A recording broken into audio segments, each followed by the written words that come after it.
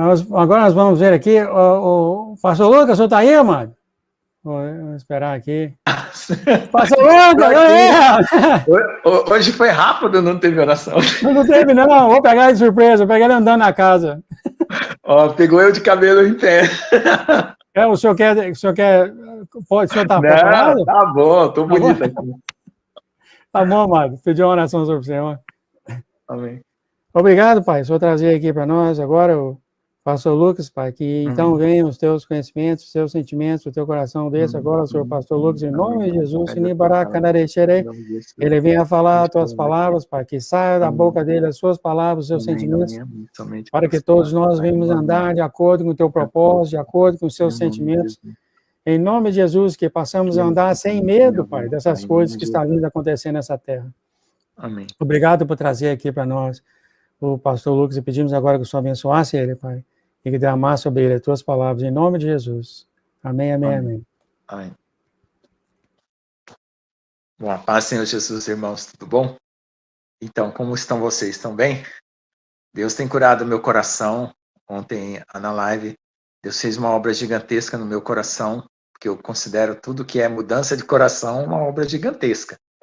Porque, como eu falo, né, a gente leva a vida inteira para tirar um pensamento bom da mente e até o coração, ou tirar uma coisa ruim que entrou no coração, né, pela mente. É a vida inteira. Então, Deus mudou meu coração, transformou, e eu estou bem alegre, feliz, porque era isso que eu queria mesmo de toda a minha vida. Eu sempre tive problema comigo mesmo, né, e que Deus nos livre de nós mesmos, né, que nós somos um perigo para a gente mesmo, né. Então, hoje nós vamos falar um pouco sobre o orgulho, né. O que acontece? O orgulho é uma das piores doenças espirituais. Ela é uma doença de alma profunda. E ele acontece porque Satanás, quando ele caiu, ele deixou o orgulho entrar. O que é o orgulho? O orgulho é quando você olha no espelho e se admira a si mesmo. Ele nasce do narcisismo. O que é o narcisismo? É quando você se admira. Mas por que nasceu o orgulho e o narcisismo no céu? Porque Satanás, ele tinha que adorar a Deus, ele tinha que focar em Deus, e nós temos que focar em Deus. A gente não pode focar na gente mesmo, porque aí nasce o orgulho e o narcisismo. Então, esse foi o erro. Eu sempre me perguntei, qual foi o Satanás que tentou Satanás se estava tudo perfeito? Eu sempre perguntei isso. Então, eu pensava que tinha um espírito de orgulho, que, sei lá, e dava problema na minha cabeça, né, porque se tinha um Satanás que... Então, de onde veio o primeiro Satanás que tentou o segundo Satanás? Então, entendeu? Ficava uma bola de neve, não resolvia o problema, e a gente tenta resolver, assim, os problemas da palavra de Deus para entender o mal, para poder se apartar, né? Cortar o mal pela raiz. Então, o que aconteceu? Eu entendi que Jesus olha para a face de Deus e Deus olha para a face de Jesus. Os dois se comunicam, que nem um espelho na frente do espelho. Chega em casa hoje, põe uma vela, alguma lâmpada, põe um espelho na frente do espelho e vê o que acontece. Multiplica. Certo? Então, Jesus e Deus, uma frente do outro, multiplica o quê? As imagens. E quem são essas imagens? Somos nós. As imagens semelhantes de Deus que se multiplicaram. Então, o que aconteceu? Satanás, ele tinha que olhar para Deus, o Pai, ou para Jesus, né? Porque, no caso, Jesus já é Deus, né? É antes da eternidade. E adorar, e aceitar o reino de Jesus. E não querer ser Deus no lugar de Jesus, entendeu? Então, o que aconteceu com Satanás? Ele olhou para si mesmo. E quando ele olhou para si mesmo, né, ele criou tipo um espelho, né? Ele começou a pensar nele mesmo como ele era. E ele se admirou dele mesmo. Aí nasceu o narcisismo, que é o narcisismo quando a personalidade se corrompe, né, é o narcisista, e o orgulho, que é o coração que incha. Então, aí ele caiu, porque aí ele quis ser igual a Deus. Olha como eu sou lindo, como eu sou bonito, como eu sou fofão, né? Aí caiu. Porque ele tinha que adorar a Deus. Ele não podia olhar para ninguém. Nem para outro anjo. Falar, você é bonitão e tal. Não sei o que. Não, é você que é bonitão e tal. Entendeu? Não podia fazer isso. Glória e louvor é para Deus, gente. Glória e louvor é para Deus. A gente fica com alegria, com amor, com as coisas que Deus concedeu para nós. Glória e louvor é para Deus, entendeu? Então não erre o alvo para você não cair na síndrome de Satanás. O que é a síndrome? Síndrome é a história da doença de Satanás desde o céu até aqui na terra, que leva para o inferno, porque tem pastor que entra na síndrome de Satanás também. Ele se admira, ele se adora. Ou ele adora um outro, ou uma pessoa adora uma outra pessoa, admira um outro pastor de uma forma que entra na idolatria. Porque nada pode entrar no coração, no lugar de Deus. Entendeu? Nada, absolutamente nada, nada. O lugar de Deus é de Deus, exclusivamente de Deus, totalmente de Deus, somente para Deus, entendeu? E você tem que olhar para Deus, para que você não olhe para você. Mesmo que você seja a pessoa mais linda, mais fofa, mais sincera, mais honesta, mais pura, mais perfeita, não olhe para você. Pare de olhar, que você adoece. Tanto do narcisismo como do orgulho. E quando você olha para Deus, além de você se conhecer verdadeiramente como você é e você se purifica, porque o que faz a gente ficar puro não é a gente olhar pelos nossos defeitos, pecados. É claro que o Espírito, quando você olhar para Deus, o Espírito Santo vai mostrar os seus defeitos, seus pecados. Você confessa e diz, é verdade, é verdade. Aí Deus vai tirando, é verdade, é verdade. Deus vai tirando, entendeu? Se você não confessa, você esconde. Se você esconde, fica lá dentro. Se fica lá dentro, causa mal. Então, por que algumas pessoas caem na jornada espiritual? Porque Deus permite para quebrar o orgulho.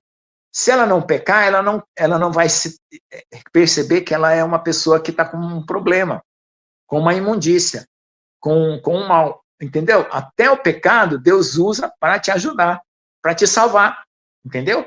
Ele é santo, ele não concorda com o pecado, ele não concorda com o mal, mas se você quer aquilo,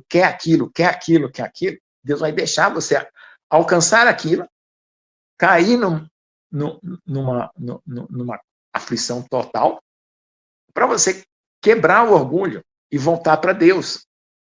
Porque aí, quando Deus te perdoa, apesar do teu orgulho, apesar da tua maldade, apesar de toda a rebeldia, você ama o Senhor, porque aquele que muito pecou, muito ama. Aquele que pouco pecou, pouco ama, entendeu? Você passa a amar, mas tem que gerar o amor com arrependimento depois dessa quebra do orgulho. Como Davi, entendeu? Ele pecou, ele deve ter crescido nele algum tipo de orgulho, porque ele queria saber o que estava acontecendo na casa do vizinho, né? Então ficou olhando pela janela, né? Então não fica querendo saber o que está acontecendo na casa do vizinho. Deixa a mulher do vizinho para lá, deixa ela tomar o banho de sol dela lá e não fica olhando pela janela, entendeu? Por quê? Porque você vai achar assim, ó, eu sou um reizinho muito bonzinho, muito fofinho, muito bonitinho, muito lindinho, olha como Deus me ama e tal. Ah, Deus vai querer me dar essa mulher aí, ah, não sei o quê, né? Entendeu?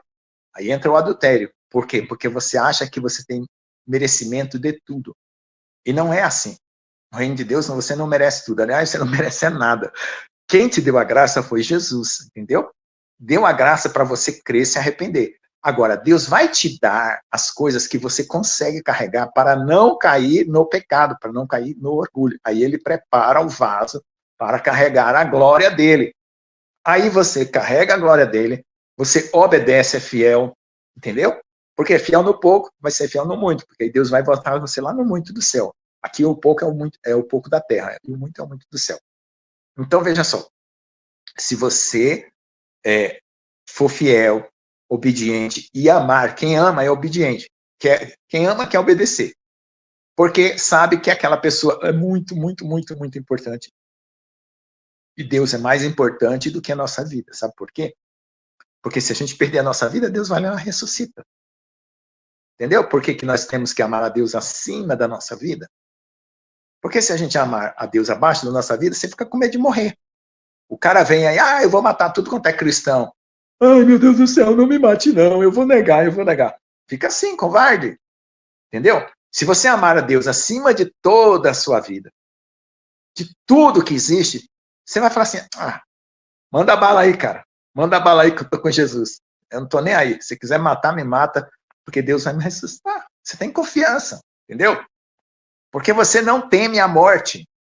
E não temer a morte, vem onde está o fundamento de não temer a morte? Confiar na vida eterna que Deus te deu, porque Ele te amou acima do, quer dizer, mais do que todas as coisas na terra, entendeu? Ele amou o mundo de tal maneira, que deu a coisa mais preciosa que Deus tinha. Deus não deu um anjo Miguel para você, um Gabriel, né, um Rafael. Ele deu o filho dele, a própria imagem e semelhança dele, que ele olha para ele e Jesus olha para o pai olha para o filho. Aí faz a imagem infinita.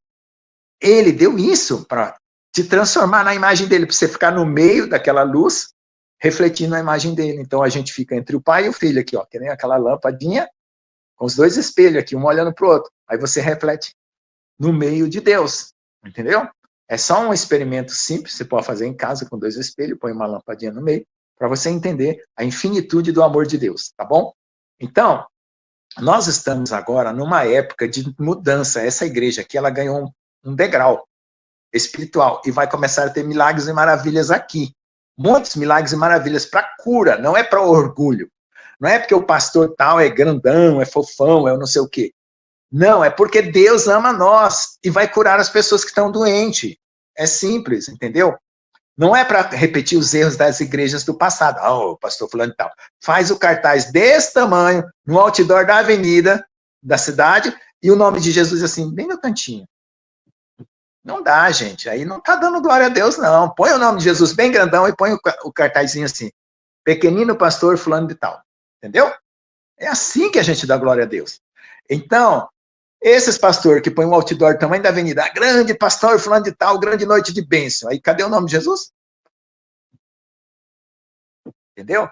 Então não podemos cometer esses erros de idolatria de pastor, de idolatria de dom, de idolatria de pessoas, de cargos, que já foi um erro do passado. A gente vai pecar o erro do passado, vai voltar no passado. Vai cair maldição igual está caindo a maldição do mundo aí. Tem pastor que morrendo em cima do púlpito. Pode olhar aí no YouTube. Vai saber por quê. Será que Deus está levando para ele ou tá punindo? Deus é que sabe, né? A gente não vai julgar. Mas o que está acontecendo, isso tá, gente. Porque, ó, final dos tempos, fechamento dos livros. Então a gente tem que temer. Tem que colocar nossa casa em ordem, limpar tudo, deixar tudo limpo. Quando tudo ficar limpo, não para. Viu que tudo está limpo? Começa a clamar a Deus, invocar o nome do Senhor e ser cheio do Espírito Santo. Porque casa vazia é oficina do diabo. Vem 7 espíritos a mais. Já expliquei isso aqui. Quando você purificar seu coração, limpar de qualquer coisa que está errada, você vai lá e pede a Deus para te encher, mas de oração. Não peça para ser o grande, o poderoso, né? O chefão, não. Peça para servir. Com o maior, vai servir mais. O maior vai servir mais. Entendeu? E outra coisa, quando a gente se enche do Espírito Santo, a gente quer obedecer. Entendeu? Quer obedecer. Não quer fazer outra coisa se não for obediência a Deus. Então, mortificação, ó. Agora vamos às 3 regras para o arrebatamento. Vamos lá. Mortificação do velho homem. O que é isso? Crer em Jesus, que aquela morte na cruz foi a minha salvação e que eu tenho que morrer para mim mesmo. Velho homem, acabou. Aquele bicho lá da serpente que Adão comeu e formou a serpente para toda a descendência de Adão, morreu na cruz. Ou tudo. Mortificação da carne, né? Desapego do mundo. Acabou. A história do mundo encerrou. Desapega, filho. Desapega. Não tem aqueles OLX lá? Desapega. Entendeu? Põe para vender aquilo, né? Aquilo que não te serve, põe lá. Mas desapega desse mundo, tá? Gera alguma coisa. Põe para vender alguma coisa inútil aí de sua casa, para desapegar. Televisão que você não está prestando atenção, né? Não tem nada de bom lá. Só se você usar como monitor para assistir as lives do Pastor João aqui no sábado. Aí tudo bem. Entendeu? Desapega, meu irmão. Desapega desse mundo, dos cargos, certo? Das heranças humanas, certo? A sua herança está no milênio. Não casou, vai casar no milênio. Vai ter vida nova. A vida de Adão, que Adão não teve aqueles filhos. Adão tinha que ter casado com a Eva, tem um monte de filho no jardim do Éden. Isso que tinha que acontecer, se ele não comesse do fruto do bem e do mal. Aí ele comeu do fruto e viemos para cá. Os filhos de Adão e Eva estão aqui no pecado. O milênio vai ter uma restituição daquilo que deveria ser o Éden. A terra vai ser o Éden. Jerusalém vai ser o Éden, entendeu? Assim na terra, como foi, como é no céu. Como foi não, como é no céu, entendeu? Então a restauração, isso é um milênio. Para cumprir as promessas de Deus, daquilo que Deus, porque aquilo que Deus fala que é para acontecer, vai acontecer. Não interessa o que está rolando no meio do caminho. Vai acontecer. Então, desapega, né, mortifica a carne e obedece pelo amor. Agora, você não consegue amar a Deus totalmente, examina seu coração. É porque você não creu, ou você não se arrependeu totalmente, ou tem orgulho, ou tem a carne, né? Ou tem qualquer coisa. Quando a gente ama a palavra de Deus, e ama mesmo, e quer fazer tudo certinho, é porque a gente creu de verdade. Quando a gente tem bloqueio no coração e na mente, é porque tem alguma ferida, alguma mágoa, tristeza, rancor, pecado não confessado, mágoa que você não perdoou. É qualquer coisa, gente, é um sinal que acende dentro do nosso coração. Vai lá e se conserta, não é difícil, não fica se culpando, se jogando no abismo, se atirando nas pedras, entendeu? Não, para com isso, é coisa do diabo. Isso é coisa do diabo. Vai lá e fala assim, Jesus, o problema é esse. Aí, o problema é esse. O problema é esse. Senhor, me ajuda, me perdoa, me limpa, purifica. Ponto, levanta, tá perdoado porque confessou, se arrependa verdadeiramente, quer dizer, pede a dor que você precisa ter de contrição no coração, de contrição na mente, esmagar aquela mente do pecado, esmagar aquele sentimento do pecado. Esmaga ele mesmo pela dor, pela contrição, pelas lágrimas, e levanta novo. É simples, entendeu? Jesus, ele não vai complicar nada para você, porque tudo para ele é simples, direto e resolvido, entendeu? Até a morte está resolvida. É o maior problema do homem, é o que é a morte. Por que o homem faz um monte de bobagem? Porque ele tem medo da morte, entendeu? Por que o homem quer enriquecer? Tem gente que ganha riqueza nesse mundo roubando, né? Obviamente. Que não vai viver, não vai conseguir gastar em 50 vidas igual a que ele tem hoje. Isso é exagero, gente. Isso é exagero. Entendeu? Por que ele faz isso? Porque as pessoas oprimem, mata, toma do outro. Medo da morte. E a medo da morte vem por causa do quê? Pecado. Ele está dizendo que ele é um pecador, só isso, mas ele não reconhece. Né? O único espelho que você tem que pôr da sua consciência, na sua mente, é de um arrependimento, quando você reconhece que você precisa de um Salvador. Se você não precisar de Salvador, o que vai acontecer com o orgulho? Vai ficar lá. E para onde vai levar o orgulho? Entendeu? Já nem precisa falar mais nada, né? Então, foge disso aí, porque isso é obra do inimigo, é poder maligno contra nós, certo? E é simples, tá? Quando o orgulho vier, desvia, vai para a palavra de Deus, pede arrependimento. O coração está duro, está quebrado. Aliás, está duro, está empedrado, está frio, não confia, não crê, lê a Bíblia, acha que é do coração duro, entendeu? Não ama as pessoas, não tem compaixão, vê uma pessoa sofrendo, não sente nada, é orgulho, é frieza, é dureza, entendeu? É isso que acontece. São sintomas, a gente não pode olhar a doença pelo sintoma, senão você se engana, vai na causa. Dor de cabeça, ó, se você não comer, dá dor de cabeça, se você não beber água, dá dor de cabeça, se você tiver problema no estômago, dá dor de cabeça, se tiver gripe, dá dor de cabeça, então é um sintoma. Qual desses vai ser? Vai lá e procura saber a raiz do seu problema, confessa, no outro dia já está limpo, né? Deus fez um milagre na minha vida, anteontem estava terrível, né?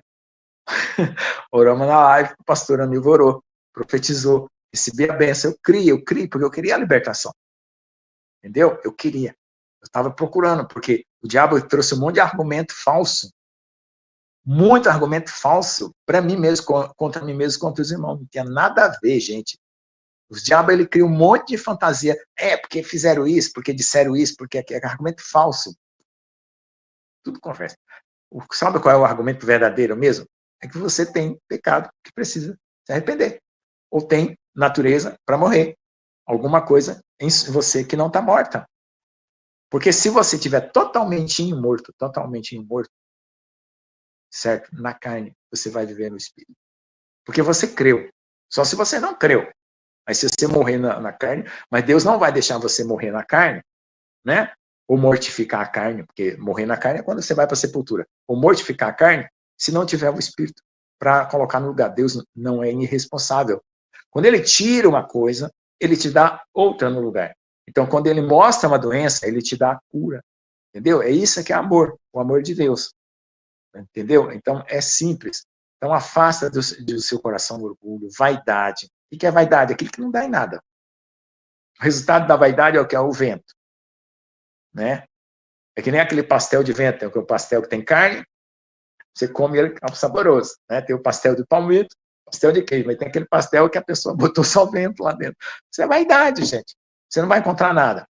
Então, quando vier o arrebatamento da igreja, O que Deus quer encontrar em você? A palavra formada em você, um varão igual a Jesus, certo? Isso é que vai vir, por isso que vai vir o quê? As dores de parto e a grande tribulação. Quem estiver passando pelas dores de parto e formar Jesus, sobe no arrebatamento. Por quê? Mortificou a carne, desprendeu do mundo e está obediente a Deus. Sobe, tranquilo. Fechou o olho, está subindo. Entendeu? Não é nem fechar o olho, é abrir, vai abrir os olhos espirituais. Você vai ver o mundo espiritual e o mundo físico ao mesmo tempo. Aí vai subir, entendeu? Então, se você ficar aqui, é porque deixou a coisa para lá. É simples. Aí vai passar para a grande tribulação, né? Para poder morrer a carne. Aí ou você vai morrer por peste, ou pela espada, ou por aquelas 3 pragas que está em Ezequiel, né? Espada, a peste e fome. Mas você vai ser salvo, porque você não quis matar a sua carne na época que era para matar. E como é que mata a carne? Confiando em Deus, se entregando e deixando Ele trabalhar. Se você põe a mão, quer se santificar sozinho, Deus deixa você tentar se santificar, vai dar tudo errado. Você vai pecar mais ainda. Então, entrega o coração. Já ensinamos aqui, rendição, entrega, que aí você não peca. Se cair, Deus te levanta, porque você está confiando nele, certo? Deus permitiu você cair para tirar o orgulho, ele vai levantar você, porque você está arrependido, e você vai ficar limpo. Porque o que Deus quer é o teu coração, para boa. Não é pecado, não é lista de pecado. Não adianta botar uma cestinha pequena, uma cestinha grande. Um monte de pecadão assim. E o coração? Cadê? Se o coração está em Deus, com um montão de pecado, então Deus joga aquela cesta fora. Se o coração não está em Deus, pode ter um pecado só, acabou. Não quer Jesus, não ama. É simples. Amém, amado? Amém. O senhor sabe que o senhor tem uma pitada de comediante dentro do Senhor? É para se deixar todo mundo feliz. A luta vai ser grande, a gente tem que ter força. Engraçado. Se a gente não tiver alegria e força, a gente cai. O senhor vê a oração, a pastora Nilva guiou a oração de ontem, mas todo mundo orou ao mesmo tempo, viu, mano? Amém. Eu sei. Não, eu não esqueci que o senhor orou também, não, pastor. Eu falei, pai, ele já é perfeito, para que orar para ele? Eu ficava assim, mas não conseguia. Não. Não, é porque é que assim, a gente tem um carinho especial pela pastora Nilva, ela que tomou a frente, tá? Ela decidiu, então eu não tenho, não, ela tá ouvindo aqui. Eu não tenho, não, eu tô tentando decidir isso ainda. Ela tá ouvindo. Não tem nada, não. Tá tudo certo. Toda honra, toda glória dada ao Senhor, né? Achei engraçado o senhor falar. Achei engraçado o senhor falar que nós somos nossos próprios inimigos, né? Nós causamos nós mesmos perigos, né? Nós mesmos. Como assim, amado? Quando a gente não mata a carne. Porque a cruz é para morrer a carne, o velho homem, a velha história, a história de Adão, que Adão estava no paraíso e gerou essa história humana. Aí quando você morre a carne, você entra na história de Deus. Então, se você continuar com essa história, você vai concordar com o mundo, você vai concordar com o anticristo, você vai concordar com o progresso da sociedade, com a tecnologia que vai matar as pessoas. Então, a morte da carne serve para tirar a história do pecado de dentro de nós, e para tirar o mundo de dentro de nós, e para tirar toda a geração do mal. Isso aí seria o que o senhor falou aí também, tem alguns novos, talvez eles podem estar aqui, né? E crescer. Pastor Lucas, o senhor falou em rendição, o senhor falou em matar. O que é rendição? Como que eu posso fazer a minha rendição? Rendição, tem aquela parábola dos 2 reis que está em guerra, né? Porque você sabe que você não pode vencer Deus. Deus vai vencer você. Então, se você não tiver do lado vencedor, que é Deus, você vai ser o quê? Inimigo. Então, o que você faz quando está numa guerra? Você se entrega.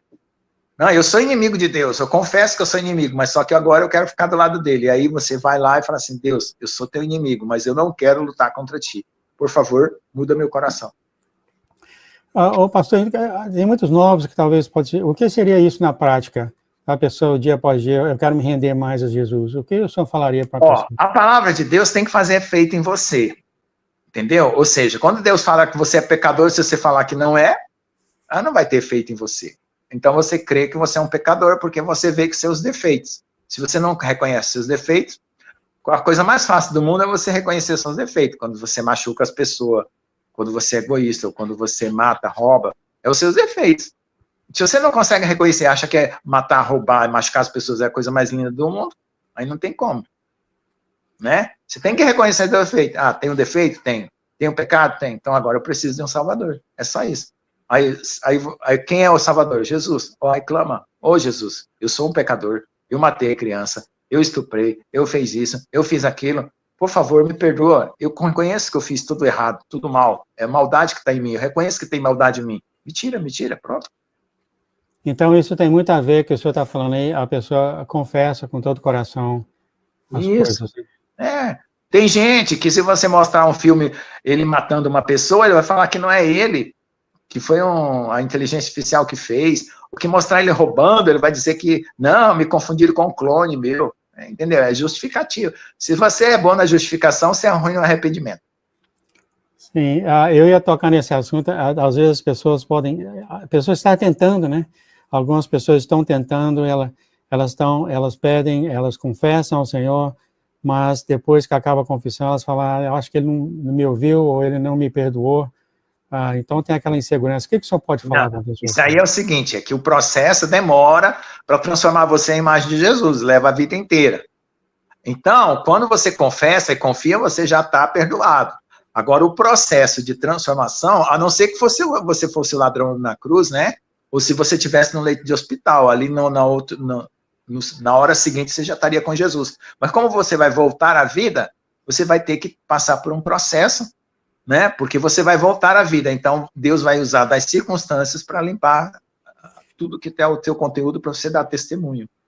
É claro, no outro dia você já pode dar testemunho do perdão de Deus, mas você não está perfeito, você está perdoado. Aí, se você continuar vivendo, né? Se Deus não te levar naquele outro dia, você vai precisar mudar as atitudes.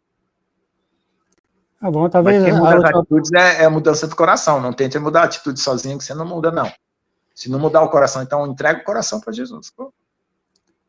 Mas eu pequei de novo. Eu pequei, eu perdoei. Eu pequei, não. Entrega de novo o coração, vai lá. Eu ia fazer essa pergunta. Às vezes as pessoas falam, o que é aceitar Jesus, né? Muitas pessoas falam, eu quero aceitar Jesus. Aceitar é aceitar que aquele sacrifício foi no seu lugar, que era você que era para estar ali. Isso que é aceitar Jesus. Não é assim, né? Deus não é carente, é preciso de aceitação. Não tem nada a ver com isso. Que no Brasil, né, a pessoa usa a palavra aceitação como carência. Não, Jesus não é carente. Jesus é amor, ele não precisava de ninguém lá no céu. Ele se basta a si mesmo. Mas ele criou o céu e a terra para dividir o amor dele. Agora, você aceita o sacrifício da cruz como sendo no seu lugar para perdão dos seus pecados, e você crê que Jesus ressuscitou, pronto, isso é aceitar Jesus. Se não tiver essas duas coisas, não é aceitar Jesus, isso aí é enganação. Tá certo. E às vezes a pessoa pode pensar que até é muito complicado, né? Mas não é, né? É só. Não. Jesus está na história. Jesus é verdadeiro porque até a história conta que Jesus existiu, certo? Ele ressuscitou e testemunhou para 500 pessoas a sua ressurreição. Não para todo mundo, porque Deus não reparte essa glória com pessoas incrédulas, né?